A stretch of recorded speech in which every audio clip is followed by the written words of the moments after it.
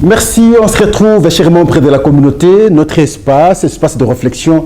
En tout cas, c'est ici. Merci, merci beaucoup. Merci pour vos messages au courant de la semaine, au courant des week-ends, je voulais dire. Samedi et dimanche, nous avons reçu, en tout cas, beaucoup de messages. Beaucoup nous ont retrouvés après quelques jours d'absence. Et voilà, on s'est retrouvés et nous avons analysé l'émission ensemble. Vous nous avez fait remarquer ce qu'il fallait. Comme toujours, nous avons capitalisé, nous avons pris toutes les remarques. Et voilà, aujourd'hui, début de la semaine, nous commençons la semaine encore une fois de plus ensemble. En tout cas, merci. Merci, chers Congolais. Merci, chers frères et sœurs. L'effort que nous fournissons chaque jour à travers ce plateau, c'est parler République. C'est parler notre pays, éviter de parler les individus. Vous savez pourquoi? Parce que seulement, nous sommes avec la pensée d'Héraclite et d'Éphèse. Tout coule. Tout passe, rien ne demeure. Nous allons passer, ce pays va rester, les institutions vont rester. Voilà pourquoi, lorsque nous sommes là, nous devons plutôt travailler pour ce pays. En tout cas, merci. N'allez jamais ailleurs. Nous commençons notre émission par la lecture de la Constitution. Nous prenons l'article 219 qui dit ceci. Aucune révision ne peut intervenir pendant l'état de guerre, l'état d'urgence ou l'état de siège, ni pendant l'intérim à la présidence de la République, ni lorsque l'Assemblée nationale et le Sénat se trouvent empêchés de se réunir librement. L'article 219 de la Constitution. Vous allez comprendre pourquoi nous avons fait le choix sur cette disposition. La raison, c'est laquelle en réalité? Le débat sur la révision ou le changement de la Constitution. C'est la question d'analyse du jour. Est-ce que c'est opportun aujourd'hui de réviser la Constitution? Est-ce que c'est opportun aujourd'hui de changer la Constitution? C'est autour de ça que nous allons analyser aujourd'hui. Mais bien avant, quelques informations. Il y a le ministre de la Justice qui a libéré au moins plus de 1000 détenus malades de la prison centrale de Makala, à la satisfaction de beaucoup de gens d'ailleurs, qui ont salué cet acte. Lui-même a déploré les conditions d'incarcération et surtout dans les conditions où les gens sont malades. Des actes qui vont dans le sens, en tout cas, d'appuyer, selon lui, comme il le dit pratiquement chaque jour, la vision du président de la République, Félix-Antoine Tshisekedi. Il a instruit la directrice maintenant de la prison centrale de bien veiller sur les cas de malades et renforcer maintenant le dispensaire de la prison centrale par des médicaments. Alors, dans ces conditions, parce qu'on est dans la logique de la politique de désengorgement, nous pensons que c'est un bon élan et à notre niveau, nous l'encourageons plutôt qu'il puisse continuer. À la foulée, vous suivez aujourd'hui le débat honteux d'ailleurs. Le cas Jacques Ndala. Les quelques temps qu'il avait passé, lui dit à la nerf, ça fait honte même d'être à mesure d'articuler. Il lui-même, il dit, il a été violé. Par qui? Comment? Nous ne serons pas entrés en profondeur parce qu'il faudrait qu'on réunisse tous les éléments. Parce qu'il y a un tel cas qui semble être un peu indécent, pratiquement indécent. Mais je crois, avec le temps, nous allons revenir sur cette question. Parce que lorsque les gens sont détenus, ils méritent respect, ils méritent considération. Ils ne sont pas esclaves. Un grand monsieur comme Jacques Ndala, un homme, connaître un viol, parce que simplement, il était détenu, nous pensons, si c'est vrai, je dis bien, si c'est vrai, on ne peut jamais encourager. L'Assemblée générale de l'ONU une fois de plus, la coutume, l'habitude, les discours vont se tenir et après, le président de la République s'est déplacé, il est aujourd'hui aux États-Unis pour l'occasion. Est-ce qu'on peut attendre quelque chose de cette Assemblée générale? Quel genre de discours il peut tenir cette fois-ci pour que ça accroche? La question de l'Est, oui, elle est importante parce qu'il faut insister sur la présence jusqu'ici des Rwandais sur notre sol. Mais par le passé, il a toujours dit, mais il ne peut pas ne pas le dire lorsque l'occasion se présente. Mais la question fondamentale que nous devons nous poser, c'est que les discours qu'on tient à travers cette tribune-là produisent quel effet? Mais parce qu'on a créé l'habitude, il faudrait qu'ils le disent, qu'ils démontrent comment le Rwanda est sur notre sol, qu'ils démontrent comment le Rwanda a commencé à tergiverser à Luanda dans le cadre des échanges entre les deux délégations des ministères des Affaires étrangères, le Rwanda et le Congo. Sur la reconnaissance maintenant des militaires rwandais sur le sol congolais. Et heureusement, selon les informations que nous avions eues d'ailleurs le vendredi, le Rwanda a reconnu maintenant la présence de ces militaires et s'est engagé de les retirer. Mais nous voulons la matérialisation de cela. Donc, il faudrait que le chef de l'État insiste sur cette question. Mais ici, Pascal s'interroge sur la capacité actuelle de l'ONU à pouvoir réguler les différents États du monde. Qu'est-ce qui fait que l'ONU n'est entendue? Mais ces décisions ne sont tempérées que par les pays africains. À ce jour, les pays européens, les pays de l'Occident ne respectent plus l'ONU. Même beaucoup de pays de l'Asie. Quand un pays s'engage à pouvoir faire la guerre, peu importe les différentes résolutions que l'ONU peut prendre, ces résolutions ne résolvent rien. Alors, n'y a-t-il pas moyen d'adapter l'ONU aujourd'hui avec les nouvelles réalités du monde? On aurait l'impression qu'on est resté très conservateur dans le fonctionnement de l'ONU et on ne sait pas maintenant évoluer avec le progrès du monde. Et je crois que c'est une occasion aussi, à travers cette Assemblée générale, de plaider, comme a déjà montré le chemin les États-Unis, l'intégration des deux pays africains maintenant au Conseil permanent des Nations Unies, afin que ce pays, effectivement, ait aussi le droit de veto. Et donc, il faudrait que l'ONU s'adapte aujourd'hui avec l'évolution du monde. Donc, l'intégration des pays africains dans le Conseil permanent des Nations Unies, c'est une nécessité. C'est cela que l'Afrique sera représentée. Parce qu'on a l'impression depuis toujours que nous sommes marginalisés. On aura du mal à comprendre. Grand continent comme l'Afrique, manquer membre de le Conseil permanent des Nations Unies. À ce jour, avec l'évolution du monde, ça ne passe plus. Et donc, c'est une question importante qu'il faudrait revoir. Mais aussi, pendant que le président de la République est aux États-Unis, je crois que c'est une occasion de bien réfléchir sur le lobbying interne que nous devons avoir. Parce que la plénière, les discours, c'est une formalité. Mais le travail, c'est dans les contacts. Il faut des vrais diplomates capables de séduire, capables de convaincre et capables maintenant d'entrer dans des grands salons et faire entendre, bien entendu, la voix de la République démocratique du Congo.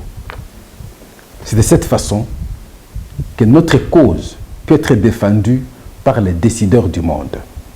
Le contraire sera alors une simple formalité, parce que lorsqu'il faut compter les différents discours que nous avons tenus à travers cette tribune, à l'occasion de ces différentes assemblées générales, ces milliers de discours. Mais en contrepartie, tous ces discours ont produit quoi? Rien du tout, simplement parce que nous ne savons pas souvent faire le lobbying. En tout cas, merci. On aborde la question de la Constitution. Nous avons lu l'article 219, la Constitution de la République.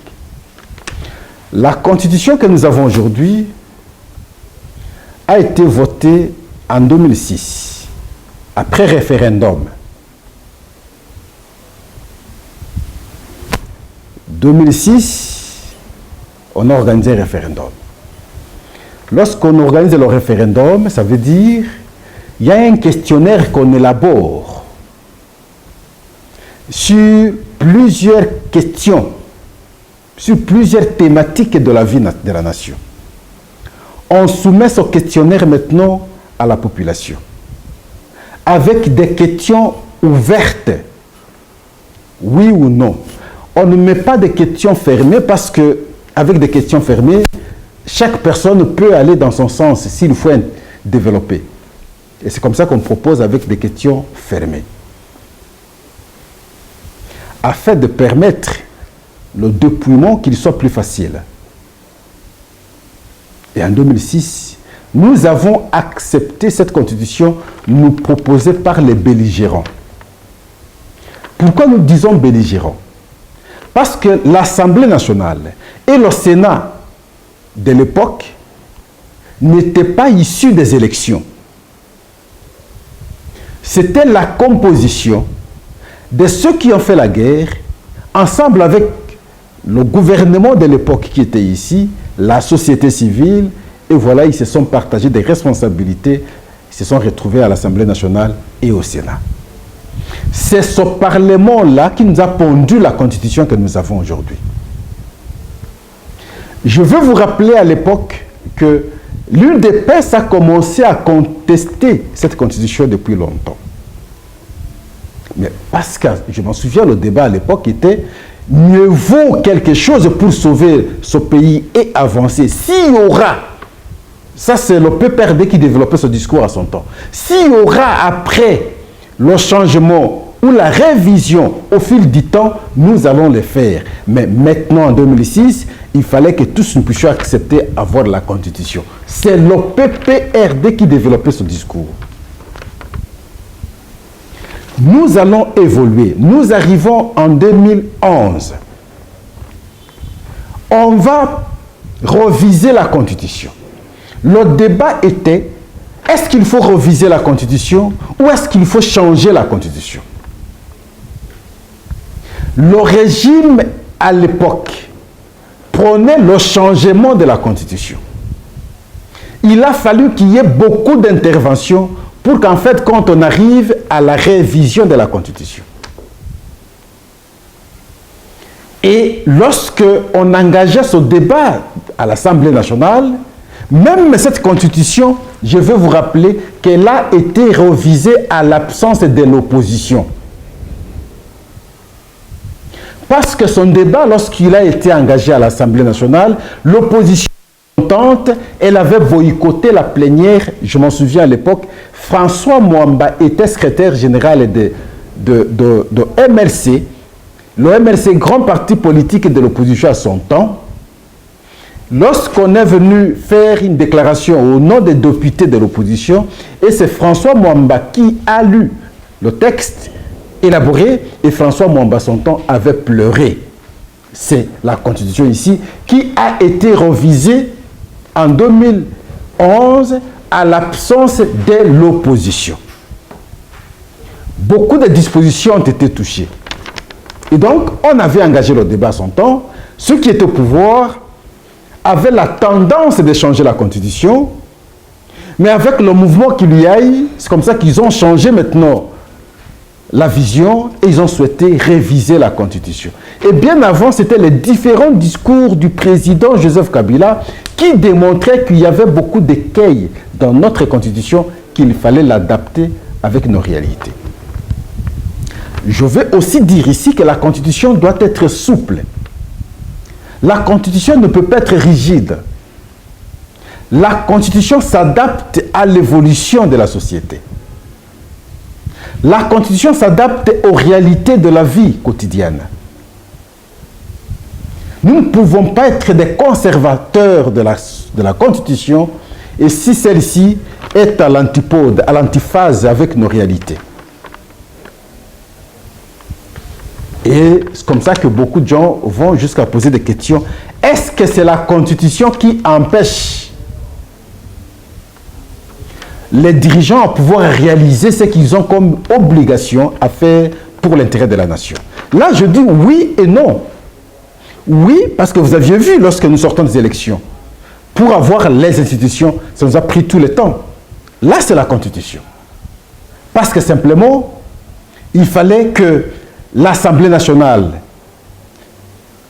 soit assise normalement, le bureau définitif soit installé, pour que ce bureau reçoive le gouvernement qui doit présenter son programme et avancer les choses. Ça a pris tout le temps. Mais je dis, ce n'est pas la seule raison parce que la Constitution n'empêche pas que nous puissions réaliser cette chose. La preuve, jusqu'au moment où nous sommes en train d'organiser cette émission, les cabinets ministériels ne sont pas composés. La première ministre n'a pas son cabinet. Là, ce n'est pas la Constitution, s'il vous plaît. Là, c'est le comportement de l'homme. Les détournements que nous entendons chaque jour ici, est-ce que c'est la Constitution qui pousse aux gens de pouvoir détourner l'argent? Je dis non. Là, c'est l'homme. Ça n'a rien à voir avec la Constitution. La mauvaise gestion, est-ce que c'est la Constitution? Je dis non, ce n'est pas la Constitution, ça c'est l'homme. Mais la part de la Constitution est là aussi. Quand vous prenez la définition de la nationalité à travers cette Constitution, vous allez vous dire, tout sauf ça est congolais, toute personne qui, ses ancêtres, sont restés en RDC, ses grands-parents d'ailleurs sont en RDC avant l'indépendance. Non. Mais je pouvais être camerounais. Si mes grands-parents sont restés ici avant l'indépendance, je deviens congolais. Non. Donc, il fallait quelque part qu'on adapte aussi notre constitution à nos réalités. Alors pour cela, faudrait-il reviser la constitution ou il faut changer la constitution? La révision de la constitution, c'est le pouvoir réservé que nous, les détenteurs du pouvoir originel, nous avons, je vais utiliser les expressions faciles pour permettre la compréhension. Nous avons légué ce pouvoir aux représentants qui sont à l'Assemblée nationale et au Sénat. C'est à leur niveau maintenant de pouvoir reviser la Constitution à notre nom. Là, c'est la révision de la Constitution. Donc, c'est le Parlement qui est composé de deux chambres, Assemblée nationale et Sénat, qui peut, je parle ici de Parlement, en tout cas réviser la Constitution. Est-ce qu'il faut changer la Constitution? Quand est-ce qu'on peut changer la Constitution? On change la Constitution par un acte référendaire. Ça veut dire, on part cette fois-là auprès de la population, le détenteur du pouvoir, on pose la question à travers un questionnaire. Êtes-vous d'accord avec ça? Êtes-vous d'accord avec ça? Êtes-vous d'accord avec ça? Si les oui remportent sur les non, au nom de la démocratie, on opte le oui et on change la condition, on obtient une nouvelle constitution. Les deux options. Maintenant, pour nous aujourd'hui en République démocratique du Congo, aimons-nous reviser la constitution ou changer la constitution? Plusieurs dispositions ici de la révision, s'il faut faire la révision de la constitution, on ne touche pas aux dispositions intangibles. Mais le problème qui se pose aujourd'hui, c'est que les dispositions souples de la Constitution, qui peuvent, selon la Constitution elle-même, être révisées, la révision de leurs esprits touche aussi certains esprits, certains articles intangibles de la Constitution. Les articles qu'on ne peut pas toucher dans la Constitution. Mais alors à ce moment-là, que faire? Vous allez vouloir résoudre un problème, mais vous ne serez pas allé au bout parce que certaines dispositions de la Constitution vont vous dire « arrêtez-vous là ». Et vous n'aurez pas résolu, en fait, ce que vous aviez voulu résoudre. Donc ça va vous pousser de changer la Constitution. Je m'en souviens à l'époque, je vais citer mon ami et frère, Ntingi Pouloulou. Je regrette que l'élan qu'il avait pris à son temps, avant l'élection de 2018, où il avait confectionné un truc qu'il appelait la Constitution punitive. Mais malheureusement, lorsqu'il est allé à l'Assemblée nationale comme député, il n'a pas défendu ce qu'il avait comme conception. Et pourtant, c'était important. Même si on ne pouvait pas avoir la Constitution dans son modèle, mais ça pouvait réveiller les esprits et nous permettre de penser à avoir une Constitution qui s'adapterait aux réalités de notre vie actuelle. Donc, de mon point de vue, il est mieux, après, de 2006 jusqu'à aujourd'hui, c'est combien? 22 ans. 22 ans qu'on change la Constitution. Ne soyons pas des conservateurs. Même lorsque... 18 ans. Lorsque les esprits sont à l'antipode, exactement c'est 18 ans, lorsque les esprits sont à l'antipode de nos réalités, nous l'avons eu dans les circonstances que tous nous savons. Mais nous ne pouvons pas à chaque fois, lorsqu'on veut adapter la Constitution à nos réalités, et en faire un problème. Comme si nous ne pouvons pas toucher à la Constitution, celle-ci, elle est potable, elle est parfaite, et tout ça. Mais sinon, on n'allait pas la toucher en 2011. On l'a touchée en 2011, mais on n'est pas allé jusqu'au bout. Il faut l'adapter.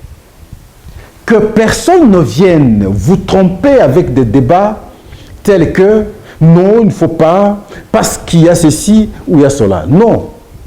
L'important ici, c'est d'avoir des dispositions d'une constitution qui pense au bonheur du Congo et au bonheur des Congolais. Et pour nous, moi particulièrement, j'opte pour le changement de la Constitution, si c'est possible. Parce que la révision, je crois qu'elle ne va pas nous aider, parce que la révision que nous avions eue en 2011, visiblement, n'a pas résolu le problème. Les dispositions de la Constitution, de temps en temps, nous lisons des dispositions ici, je ne sais pas si je peux prendre... on vous dit... attendez, je ne lis pas ça. Il y a beaucoup de dispositions, nous lisions la fois passée ici. Quand vous prenez les libertés fondamentales ou les dispositions générales qu'on a couchées au début ici, vous lisez disposition par disposition, vous comprenez que... Mais alors, ça sert à quoi? Parce que son application pose problème. Cela, je ne voudrais pas dire que l'homme congolais n'est pas mauvais. L'homme est très mauvais. Parce que si l'homme était bon, peu importe les limites de cette constitution, on modifierait beaucoup de choses. On ferait mieux. Elle n'est pas totalement mauvaise, la constitution. Il y a des dispositions qui sont adaptées.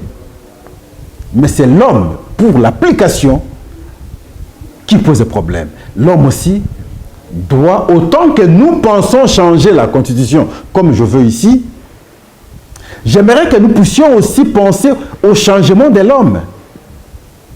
Le changement de l'homme, dans le cas d'espèce, passe par le choix des acteurs. le casting qu'on fait pour des gens qui doivent servir la nation, ce casting, généralement, il n'est pas aussi bon. Nous allons changer la constitution, oui, nous devons aussi changer les hommes. Il n'y a pas un cadre de sélection des meilleurs d'entre nous pour la gestion de l'État. Il n'y a pas un moment où on sait juger les gens. Et alors que c'est par là qu'il faut passer, on aurait un répertoire des meilleurs d'entre nous à travers toutes les provinces, dans toutes les disciplines possibles. Lorsqu'il y a un besoin, et lorsqu'un besoin se présente, on clique et ça défile, et tous les noms des gens capables à pouvoir assumer telle fonction à tel domaine, et on aurait la facilité de faire le choix et les envoyer. Maintenant, parce que nous avons mis la politique au premier plan, tout se discute sur la logique politique. Moi, j'ai autant de députés. Moi, j'ai fait ceci. Par conséquent, je mérite avoir autant. Et dans ces conditions, comme c'est les politiques qui envoient les gens pour la gestion, et c'est comme ça que souvent on envoie les médiocres d'entre nous. Lorsque ces médiocres ont des responsabilités, ont des fonctions, la conséquence ne peut qu'être réelle. Le travail produit par un médiocre produit du médiocre. Ça, c'est la conséquence politique parce que le partage des responsabilités est fait sur fond de responsabilités politiques ou sinon de positionnement politique.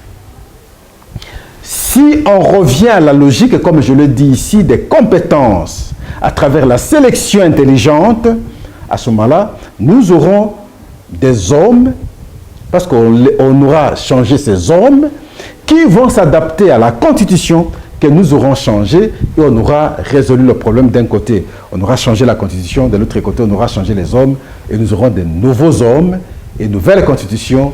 Et on peut maintenant penser à l'avenir du pays très normalement. Mais si on se limite simplement à changer la constitution et garder cette méthode de repartition des responsabilités sur fond politique, on n'aura pas résolu le problème, on connaîtra les mêmes difficultés parce que les médiocres proviendront des partis politiques pour occuper des fonctions. Peu importe les dispositions de la constitution, nous connaîtrons des problèmes toujours. Ça, c'est Pascal. Ce n'est pas sorcier. Et voilà pourquoi je dis, je plaide pour moi, le changement de la constitution et le changement de la classe politique. Certains qui ont élaboré cette constitution, beaucoup avaient des parents rwandais. Une révélation pour vous. Et c'est comme ça que dans la disposition sur la nationalité, ils ont laissé une certaine ouverture pour faciliter les Rwandais qui étaient depuis longtemps en RDC de pouvoir bénéficier de la nationalité congolaise. Dans cette constitution.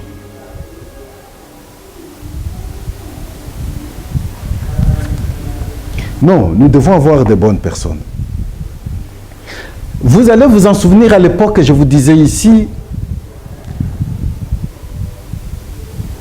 l'ambassadeur de la République démocratique du Congo aux Nations Unies prend parole dans une discussion avec les autres. Il affirme que le Gabon fait frontière avec la République démocratique du Congo. Ça ne peut pas, on ne peut pas avoir honte, s'il vous plaît. Il n'a pas fait ici au Palais du Peuple. Il n'a pas fait sur nos plateaux ici, mais il a fait aux Nations Unies, où le monde entier a entendu l'ambassadeur de la République démocratique du Congo croire que le Gabon fait frontière avec la République démocratique du Congo.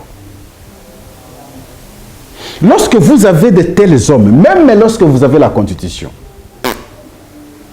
rien du tout. Lorsque vous avez une ministre de la Jeunesse, pour la journée de la jeunesse, il pense organiser une campagne avec un thème « Topper sa RDC chance ». Lorsque vous avez de tels ministres, même si vous changez la constitution ici, rien ne changera. Lorsque vous avez les membres du gouvernement qui pensent d'abord à leurs enfants, qui pensent à leur famille, même lorsque vous changez la constitution, vous n'aurez pas un bon résultat. Lorsque vous avez des députés et sénateurs qui ont comme suppléants, premier comme deuxième, l'enfant et la femme, même lorsque vous changez la constitution, ça ne va pas changer. Lorsque vous avez des citoyens congolais, des hommes politiques, qui, pour les élections, il va comme député national, il va comme député provincial, il va comme gouverneur, il va comme... Et pour laisser les différents membres de sa famille, vous avez de tels hommes, même si on change la constitution, rien ne va changer. Oui, le changement de la constitution est important. Oui, le changement de la classe politique est très important. Voilà pourquoi il faut que la réflexion soit équilibrée, autant qu'on doit penser maintenant à avoir une nouvelle constitution qui doit s'adapter à nos réalités, autant que nous devons avoir de nouveaux hommes qui doivent comprendre comment gérer la nation, travailler pour la nation d'abord et les intérêts privés après. Et c'est comme ça que nous on revient toujours à la pensée d'Héraclite d'Éphèse. Tout coule, tout passe, rien ne demeure. En tout cas, merci. Ça a été une émission d'interpellation, une émission pédagogique, de mon point de vue, du fait que les gens chantent la révision de la Constitution, le changement de la Constitution. Mais je vais compléter un aspect aussi. J'ai entendu, c'est un monsieur que je respecte parce que, je veux dire, c'est un ami, de temps en temps, on est ensemble aussi, Jean-Claude Katende, dire, non, le moment est suspect. Pourquoi et comment on pense au changement, aux révisions de la Constitution simplement maintenant? Pascal, je ne me suis pas retrouvé. Et alors, à quel moment on doit changer et réviser la Constitution alors, M. Jean-Claude Katende? À quel moment? Au premier mandat, ça changerait quoi? Au deuxième mandat, ça changerait quoi? Si l'intention, dans votre logique, c'est à la quête du troisième mandat, je pense que ça ne changerait rien. Même au début du premier mandat, on pouvait changer la Constitution pour avoir des mandats infinis. Ça changerait quoi? Et à quel moment alors, selon vous, on peut changer la Constitution? Parlons plutôt du sérieux que nous devons avoir, nous. Qu'on change le 1er janvier, qu'on change la Constitution au 31 décembre, rien ne change. Ce qui est important, c'est qu'on ait d'abord une bonne constitution et qu'on ait une bonne classe politique. En tout cas, merci. Je crois que nous allons revenir, parce que cette question, elle est passionnante. C'est la question qui engage le débat dans la société aujourd'hui, et c'est ce qui a permis, qui a poussé plutôt à Inonge de formuler une demande au ministre de l'Intérieur pour avoir l'autorisation d'affichage maintenant et d'avoir des journées de liberté, de mobilisation pour le changement de la Constitution. Et le ministre de l'Intérieur a répondu positivement, tout en instruisant les services à pouvoir les encadrer. Et le ministre lui parle de la révision de la Constitution. Peut-être que c'est la compréhension, parce que c'est la personne qui pose le problème parle du changement, et lui, dans sa réponse, parle de la révision. Mais moi, à la base, c'est la Constitution. En tout cas, merci. On va se rencontrer alors prochainement. On va revenir sur cette question qui est passionnante, question de la vie d'ailleurs. Et je crois d'autres dispositions seront évoquées et nous allons faire d'autres gymnastiques prochainement. En tout cas, merci. Au revoir à la prochaine.